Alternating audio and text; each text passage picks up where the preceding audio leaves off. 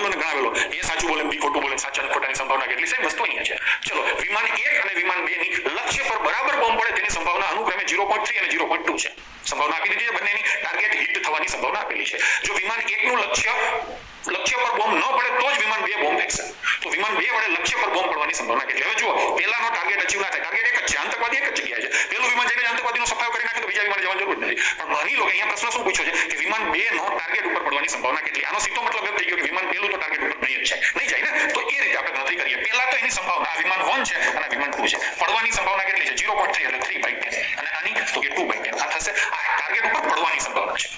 તો ન પડવાની સંભાવના બાકીની 3/10, તો બાકી કેટલું વધે? 7/10. તો આ યસ, અને ન પડે એટલે નો, તો આ 7/10. આની તો જરૂર જ નથી, કેમ કે આને તો ટાર્ગેટ ઉપર જ પડવાનું છે. તો સૌથી પહેલા વિમાન 1 જશે, ટાર્ગેટ ઉપર નહીં પડે, તો આ સંભાવના આવશે 7/10 ગુણ્યા, હવે જશે બીજું વિમાન, એ ક્યાં પડશે? ટાર્ગેટ ઉપર, તો શું ગુણ્યા આવે? 2/10. એવું પૂછ્યું કે બે માંથી એક ટાર્ગેટ ન પડે તો ઇન્ટુ શું આવે? આની બાકીની સંભાવના 8/10. ભાઈ સમજો છો? ચલો હવે આ શું જવાબ આવશે? 0.14. સરળતાથી મેં તમને સમજાવી દીધું. પ્રોબેબિલિટી શીખા હોય કે ના શીખા હોય, કોમન સેન્સથી મેં તમને સમજાવી દીધું. જવાબ આવશે ઓપ્શન એ, 0.14. ચલો એસઆઈ પ્લાસ્ટિક એડવર્ટાઇઝ